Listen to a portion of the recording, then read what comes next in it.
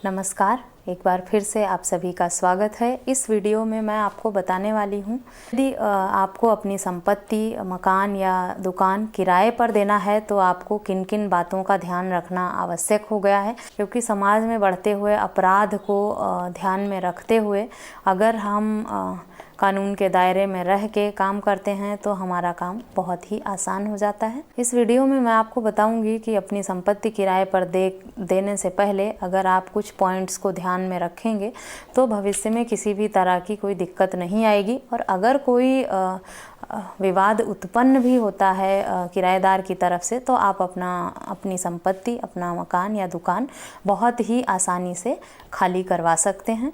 तो अधिक जानकारी के लिए इस वीडियो को अंत तक ज़रूर देखें और अगर मेरी वीडियो पसंद आए तो और लोगों के साथ शेयर करें, मेरे चैनल को सब्सक्राइब करें ताकि आपको इस तरह की और भी वीडियोज़ मिलती रहें। तो कोई भी संपत्ति किराए पर देने से पहले आपको सबसे पहले किराएदार कौन है उसके बारे में जानना बहुत ज़रूरी हो जाता है। कौन है, क्या करता है, कहाँ काम करता है, उसकी प्रोफाइल क्या है, उसके परिवार में कौन कौन है, इससे पहले उसका कोई क्रिमिनल रिकॉर्ड है या नहीं है, और अगर हो सके तो इससे पहले वो कहाँ किराए पर रह रहे थे वहाँ का कॉन्टैक्ट नंबर लें, वहाँ की डिटेल लें और एक बार उनसे संपर्क कर लें, जिससे आपको उनके बारे में और भी अच्छे से जानकारी मिल जाएगी और किसी भी तरह का डाउट नहीं रहेगा। साथ ही साथ आप बिना एग्रीमेंट के किसी को किराए पर अपनी संपत्ति ना दें। एग्रीमेंट का समय जो है वो 11 महीने से अधिक नहीं होना चाहिए। एग्रीमेंट 500 रुपये के स्टैंप से कम पर नहीं होना चाहिए, कम से कम 500 रुपये के स्टैंप पेपर पर होना चाहिए। साथ ही साथ वो रजिस्टर्ड भी होना चाहिए, क्योंकि बिना रजिस्टर्ड और 500 रुपये से कम के स्टैंप पेपर पर कराए गए एग्रीमेंट की, करारनामे की कोई वैल्यू नहीं है। अगर आप किराएदार को और भी आगे कंटिन्यू करना चाहते हैं, आप 11 महीने से अधिक देना चाहते हैं तो आप 11 महीने बाद उसे रिन्यू करा सकते हैं। पर एक बार में जो आपका एग्रीमेंट हो उसकी समय सीमा 11 महीने ही होनी चाहिए, उससे अधिक की नहीं होनी चाहिए। पुलिस वेरिफिकेशन कराना ना भूलें, क्योंकि पुलिस का पार्ट बहुत अहम होता है मकान मालिक और किराएदारों के बीच में। भविष्य में किसी भी तरह की कोई गलती या कोई अपराध किराएदार का सामने आता है या किसी भी तरह का विवाद उत्पन्न होता है तो सबसे पहले आपको पुलिस की ही मदद लेनी पड़ेगी। इसीलिए पुलिस वेरिफिकेशन ज़रूर कराएं। पुलिस का जो भी सत्यापन फॉर्म है उसे भरकर सबमिट कर देंगे। आपको कुछ और नहीं करना होता है, आपको बस एक पुलिस वेरिफिकेशन फॉर्म मिलेगा जिसमें सारी डिटेल भर के आपको पुलिस के पास सबमिट करना होगा। आगे की जिम्मेदारी पुलिस की बनती है कि वो चेक करें उनका रिकॉर्ड। अगर आपने ये गलती कर दी कि आपने किराएदार का सत्यापन नहीं कराया और भविष्य में किसी भी तरह की समस्या उत्पन्न हुई तो पुलिस ना तो आपकी कोई मदद कर पाएगी, और अगर कोई क्रिमिनल रिकॉर्ड आपके किराएदार का निकल के आता है, कोई आपराधिक गतिविधि में शामिल हुआ है या किसी भी ऐसी समस्या में आपका किराएदार फंसता है तो उसकी वजह से आप भी बहुत बुरी तरह फंस जाएंगे और आप अपने बचाव में कुछ भी नहीं कर सकते, क्योंकि आपने पुलिस वेरिफिकेशन कराया ही नहीं था। इसलिए पुलिस वेरिफिकेशन कराना अपने बचाव के लिए बहुत ही ज़रूरी है, इसे कराना ना भूलें। एग्रीमेंट में सारी बातें साफ साफ लिखी होनी चाहिए कि किस तारीख में किराया देना होगा, कितना अमाउंट होगा, कितने महीने बाद बढ़ाया जाएगा किराया, उसकी समय सीमा क्या है। साथ ही साथ बिजली का बिल, पानी का बिल या अन्य खर्चे जो भी हैं वो भी उसमें साफ साफ मेंशन होने चाहिए। किराए पर जो भी मकान या दुकान या संपत्ति दी जाती है उसका उपयोग किस लिए किया जाना है ये भी साफ साफ लिखें, क्योंकि कई बार ऐसा होता है कि अगर आप किसी को रहने के पर्पज से दे देते हैं अपना मकान तो बाद में किराएदार उसमें कोई कॉमर्शियल एक्टिविटी करने लगते हैं या कुछ और अपना शॉप चलाने लगते हैं, ऑफिस चलाने लगते हैं। ऐसी स्थिति में विवाद उत्पन्न हो जाता है। तब आप ये बता सकें कि एग्रीमेंट में साफ साफ लिखा था कि आपको किस यूज़ के लिए ये जगह दी गई है और आपने उसका गलत उपयोग किया है, इसलिए आपको अभी तुरंत हमारा मकान या संपत्ति खाली करनी पड़ेगी। रेंट एग्रीमेंट 500 रुपये से कम के स्टैम्प पेपर पर नहीं होना चाहिए। साथ ही साथ वो रजिस्टर्ड भी होना चाहिए, क्योंकि गैर रजिस्टर्ड और 500 रुपये से कम स्टैम्प पेपर पर बने हुए एग्रीमेंट की कोई लीगल वैल्यू नहीं होती है।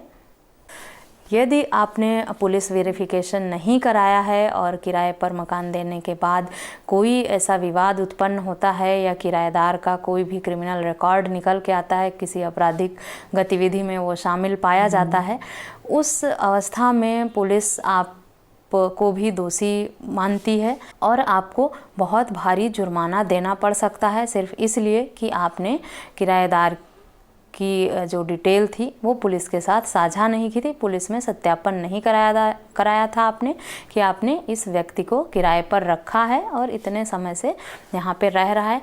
तो आप एक अपराधी का साथ देने के जुर्म में जुर्म में या साजिश में शामिल हुए माने जाएंगे और पुलिस आप पर भी कठोर कार्रवाई कर सकती है। साथ ही साथ किराएदार का सत्यापन ना कराने पर भी पुलिस भारी जुर्माना लगा सकती है आप पर। इसलिए इस तरह की समस्याओं से बचने के लिए आप पुलिस वेरिफिकेशन ज़रूर कराएं, ताकि आप अपनी जो भी जिम्मेदारियां हैं उनसे मुक्त रहें और आपका पक्ष मजबूत रहे। भविष्य में किसी भी तरह की समस्या उत्पन्न होने पर आपकी जिम्मेदारी नहीं होगी और ना ही आप पर कोई कानूनी कार्रवाई की जाएगी, ना ही कोई जुर्माना लगाया जाएगा, क्योंकि आपने अपनी तरफ से पूरी रिस्पॉन्सिबिलिटी निभाई थी। आगे पुलिस की ड्यूटी थी कि उन्होंने सत्यापन फॉर्म की कितनी जांच की। आप अपनी संपत्ति किराए पर देने से पहले कानून के सारे बिंदुओं को अच्छी तरह से समझ लें और उनको ध्यान में रखते हुए ही अपनी संपत्ति किराए पर दें, ताकि आप खुद सेफ रहें। और अगर आपके संपत्ति को लेकर भी कोई विवाद भविष्य में उत्पन्न होता है तो उस पर भी आपका पक्ष मजबूत ही रहेगा, फैसला आपके ही हक में होगा। अगर आप इन सब बातों को ध्यान में रखते हुए अपनी संपत्ति किराए पर देते हैं तो आप काफ़ी हद तक भविष्य में आने वाली समस्याओं से बच सकते हैं। फिर भी अगर किसी वजह से कोई समस्या उत्पन्न होती है भविष्य में, आपका जो किराएदार है वो मकान खाली नहीं कर रहा है, 1-2 महीनों से उसने समय पर किराया नहीं दिया और आप अपना मकान खाली कराना चाहते हैं, तो सबसे पहले तो आप पुलिस की ही मदद लेंगे। अगर पुलिस की मदद नहीं लेना चाहते हैं तो विशिष्ट किराया अधिकरण न्यायालय में भी आप अर्जी लगा सकते हैं, वहाँ से भी आपको बहुत ही कम समय में न्याय मिल जाता है। ये न्यायालय किराएदार और मकान मालिक से संबंधित विवाद को लेकर ही बनाया गया है। यहाँ पर जो भी इस तरह के मामले होते हैं उन्हीं की सुनवाई की जाती है और बहुत ही जल्दी समय में यहाँ पे निर्णय मिल जाता है। लास्ट में एक बहुत ही यूजफुल जानकारी मैं आपको दे दूं। बहुत सारे लोगों का कहना है कि उनकी संपत्ति किराएदारों ने कब्जा कर लिया है और काफ़ी सालों से खाली नहीं कर रहे और उन्होंने कोर्ट में मुकदमा कर दिया है किराएदार के ऊपर, लेकिन मुकदमा चलते हुए कई साल हो गए, अभी तक उनको कोई फ़ैसला नहीं मिला।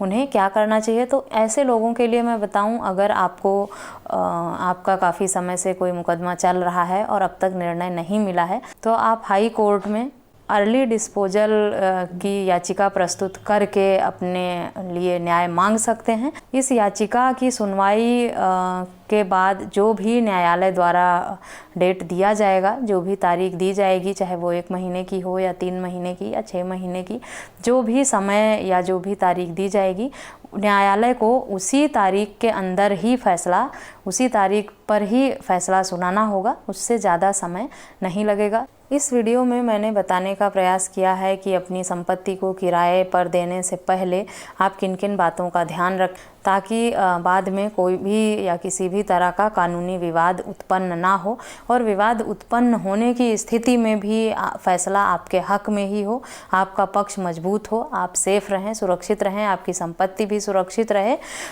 तो इन बातों को ध्यान में अगर आप रख कर किराएदार को चुनते हैं, आप रेंट एग्रीमेंट बनाते हैं और पुलिस वेरिफिकेशन कराते हैं, सारी जो टर्म्स एंड कंडीशंस हैं उनके हिसाब से काम करते हैं, तो भविष्य में आप विवाद उत्पन्न होने की स्थिति में भी आपको काफ़ी राहत मिलेगी और फैसला आपके हक में ही होगा। आशा करती हूँ ये वीडियो आपके लिए यूजफुल होगी। मिलते हैं नेक्स्ट वीडियो में, तब तक के लिए थैंक यू एंड